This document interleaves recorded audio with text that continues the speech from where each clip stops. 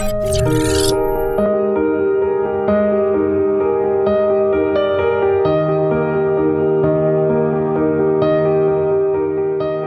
may rule sa pagkilala sa karelasyon bago magpakasal, malamang nalampasan na iyon ng mga makakasama natin. Dahil hindi lang 10 years, kundi umabot pa ng 40 years ang kanilang pagsasama bago sila maikasal. Kilalanin natin sila.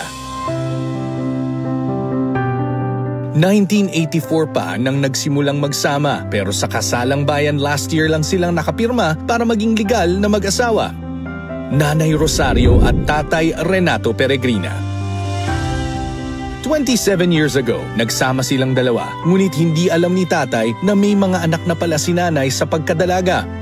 Hindi ito naging hadlang sa pagsasama at nitong nakaraang taon, ikinasal na nga sila. Nanay Marilu at Tatay Wilfred Arellano. Nagsimula pa sa patagong pagde-date sa fire exit at matapos ang halos 30 taon, naging legal na rin ang kanilang pag-ibig sa kasalang bayan sa Taguig. Nanay Jesseline at Tatay Ronilo Biernesto.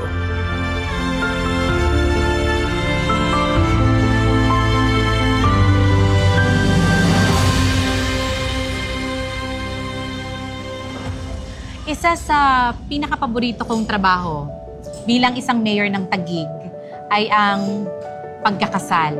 Kasi isa po yan sa mandato o trabaho ng isang mayor na katulad ko. Tsaka napaka-espesyal, di ba? Napaka-espesyal na naging maging part ka instrumento na ka. Yes. Pagsasama din yung pamilya nila. Na maisa legal yung pagsasama ng isang babae at ng isang lalaki. At ngayong 21st anniversary natin, malaking karangalan na makaharap Makasama ang natin tatlong sila. pares na napasama, napabilang sa kasalang bayan ng Taguig at ako ang nagkasal sa kanila. Yan dalawa ang favorite niya. Yung pag may nakasulubog siyang scholar Yes. na maganda na buhay.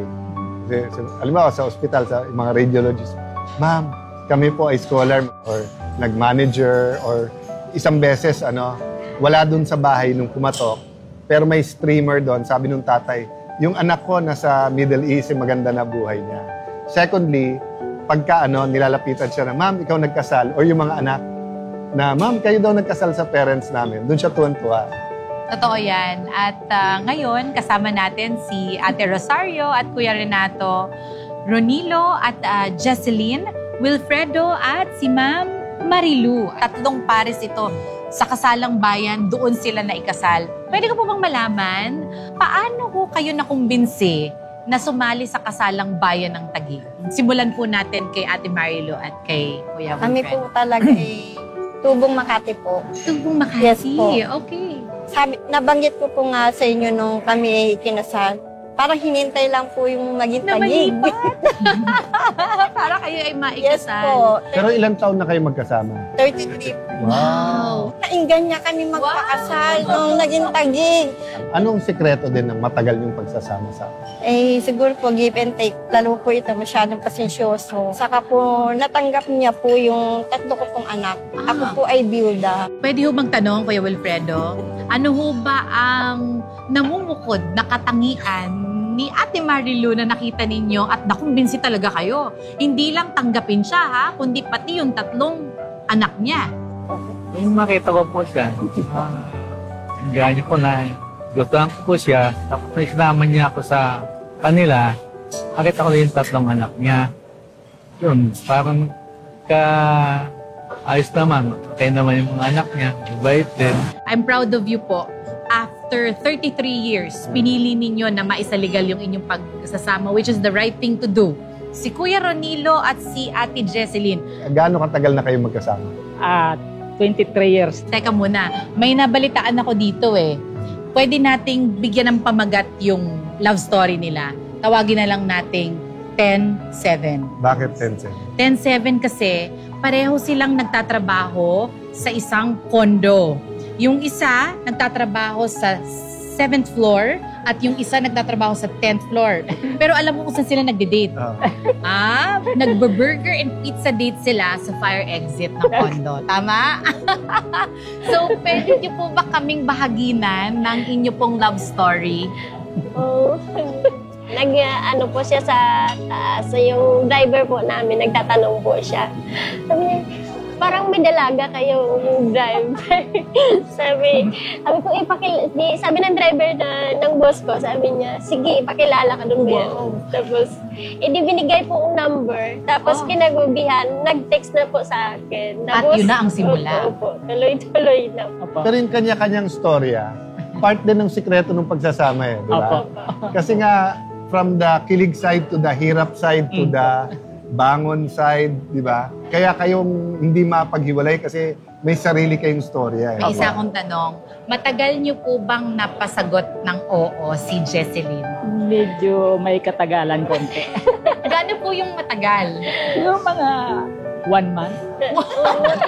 Yung 1 month. So after 1 month, nag-desisyon kayo, mag-boyfriend, girlfriend, hanggang sa nagsama na po Kasi nga, kayo. love, 7th floor, 10th floor. Oo. Kung pareho daw sila ng floor, Mas hindi madali. aabot ng 1 month. Oo nga, hindi aabot ng 1 month. So, maitanong ko na nga ho, paano nyo ho nabalitaan ang kasalang bayan ng Taguig at ba't kayo nagpasya na lumahok sa ating kasalang bayan? Nakapalo po ako sa I Love Taguig. Tapos, Nakapalo sa I Love Taguig. nanonood po ako ng sabi ko, ano kaya tayo? Kasi libre naman. Sabi niya, sige, magplano ka ng isit natin. Sabi ko, magpaalam ako sa boss ko. Tapos, sabi ko, umabsent ka. Mag-process. Tapos, sabi, siya nang bibili po ng sing-sing. Tapos, pinayagan mo ako ng boss. Okay na, sabi niya, go. I-go nyo na yan. Wow. Siyempre, magpapahuli ang istorya ni Ate Rosario at ni Kuya Renato. Ilang taon po kayong nagsama bago kayo nagdesisyon na magpakasal sa kasalang bayan ng Taguig? 39 years. Ilan po ang mga anak? 8 po. Hindi po masyadong matipid.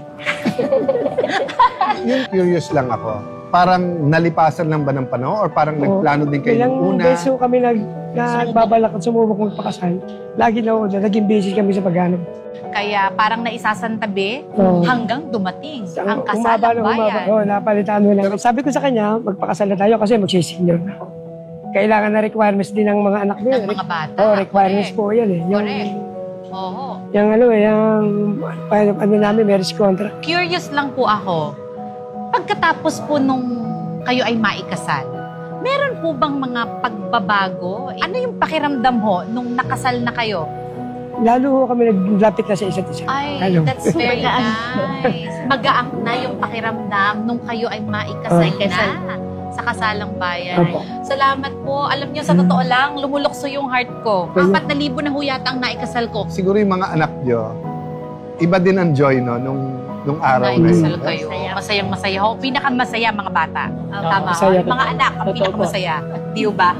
Kung may maipapayo kayo sa mga batang mag-asawa, Yung mag-give and take, huwag pairalin lagi yung decision agad na hiwalay. Kailangan pag-iisipang mabuti. how about si Kuya Wilfredo? Mag-ipon muna. Mag-ipon muna. Mag-ready, no? Mag-ready. Mas kinabukasan nila. Pag-isipan talaga ng kagaya sa amin, naisip na namin ganito kami katagal, sige, na natin kasi Isaligal isali na. Pinakamagandang regalo sa mga anak. Correct? Na naikasal kami. Ilan po ang anak niyo? 3 po. May 3 ho kayong 2 lalaki, 1 babae. Wow. Ang masasabi ko lang sa mga kabataan, ang pag-aasawa hindi biro. Hindi biro ang magpamilya. Pinag-iisipang mabuti. Lalo na kung magkakaroon kayo ng anak, saka kayo magkakaroon ng hiwalayan, apektado ang bata. mag-aral mabuti, lalo pag walang trabaho. Yes. Kaya kailangan handa. Mag-ipon muna, kaya mag-aral mabuti. Yung mga may kasabihan ba, yung kasabihan na matatanda, pag sinubo mo, napasok ka, hindi ba sa ilo Pero saludo po ako sa inyo. 7 mga anak na itaguyod nyo sila. Napaka-interesante po ng ating discussion ngayon. Pasalamat po kami ni Alan sa time na binigay niyo po sa amin. God bless you. Thank you very much. Salamat. Anak ko po ay scholar niyo po. Ayun po. May scholar tayong anak. Ayun po.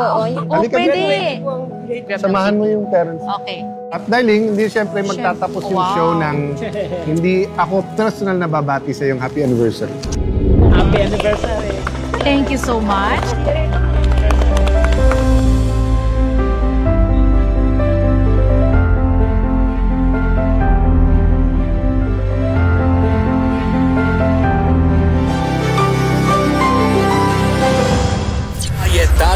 tradition with Boy Abunda would like to thank Ensaymada from La Luna Cafe. Come home to a delicious tradition. We're located at 103 ML Quezon Avenue, Hagonoy, Taguig. 7. Visit at B6, Bonifacio High Street, BGC, Taguig.